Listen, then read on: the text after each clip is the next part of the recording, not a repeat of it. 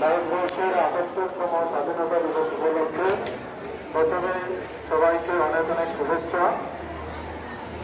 আরো শ্রদ্ধার সঙ্গে স্মরণ করব ১৮৫৭ সালে সেই মহা সংগ্রামে যারা প্রাণ বলিদান দিয়েছিলেন, তাদেরকে ফাঁসির কাছে ঝুলানো হয়েছিল।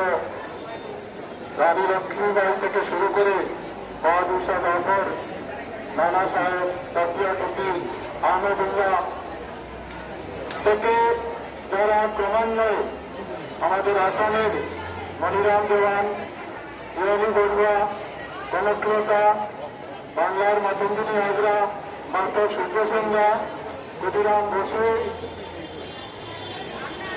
আশরাফুল্লাহ খান, ভগৎ সিং থেকে জাতির পিতা মহাত্মা গান্ধী, নেতাজি সুভাষচন্দ্র বসু, জওয়াহরলাল নেহরু, মৌলানা আবুল কালাম আজাদ, খান আব্দুল গফুর খান, সবাইকে আজকের এই ৭৮তম স্বাধীনতা দিবসে আমি বিনম্র শ্রদ্ধা তাদের উদ্দেশ্যে নিবেদন করছি।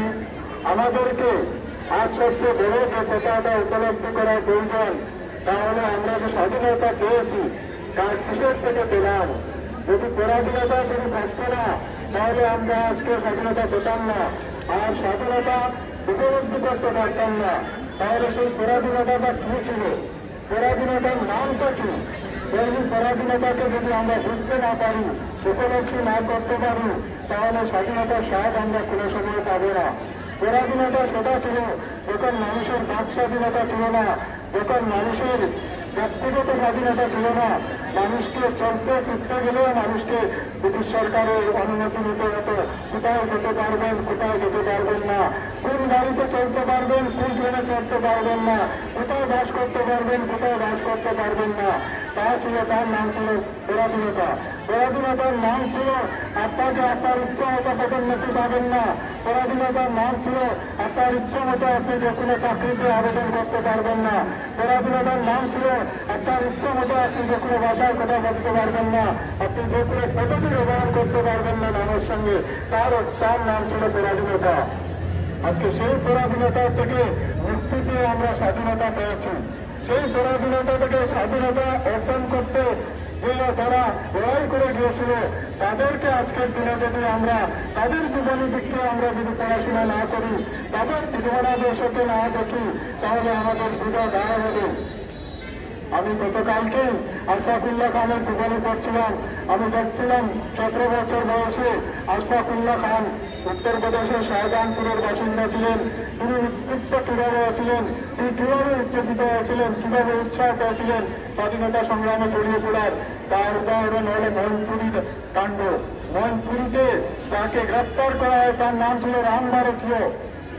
রাম ভারতীয়র গ্রেপ্তারের কারণে আশফাকুল্লাহ খান স্বাধীনতা সংগ্রামে চয়ন করে ভর্তি হয়েছিলেন, যোগদান করেছিলেন।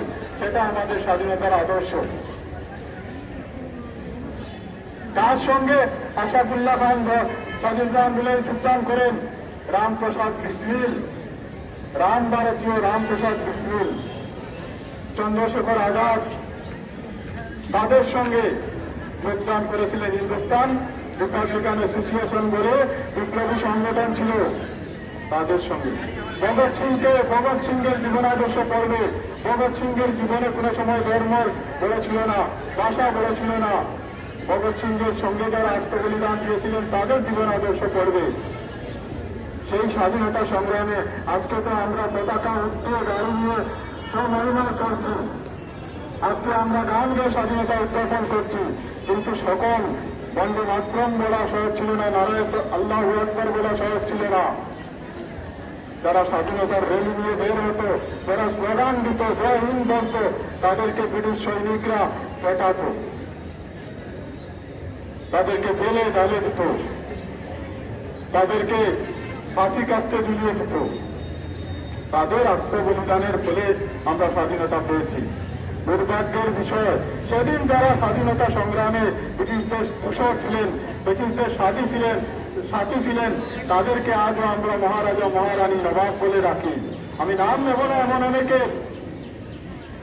যাদেরকে আর মহিমান্বিত আমরা করি, কিন্তু একটা বার চিন্তা করি না তাদের পূর্বপুরুষ ব্রিটিশদের সঙ্গে মিলে আমাদের দেশীয় স্বাধীনতা সংগ্রামীদেরকে জেলে তুলে দিয়েছিল। গোপনের খবর পর্যন্ত পাচার করত। আজকে তারা জমিনদার করে আমার জমিনদার বলে সম্বোধন করি, তারা ব্রিটিশদের দেশে ছিল। কিন্তু আমরা তাদেরকে ভুলে আমরা আজকে যারা ব্রিটিশদের সামনে দিয়েছিল তাদেরকে আমরা বড় করে দেখি। এটা আমাদের দুর্ভাগ্য। আমরা যদি স্বাধীনতা দিবসে এই প্রতিজ্ঞা না নেন, আমরা স্বাধীনতা সংগ্রামী যারা তাদেরকে যদি আমরা মনে না করি, তাদেরকে যদি স্মরণ না করি, কেন গান্ধীজি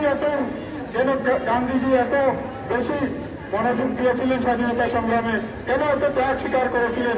গান্ধীজি দক্ষিণ আফ্রিকায় গেলেন, দক্ষিণ আফ্রিকায় ভুলে আমরা আজকে যারা ব্রিটিশদের সাহায্য দিয়েছিল তাদেরকে আমরা বড় করে দেখি। এটা আমাদের দুর্ভাগ্য।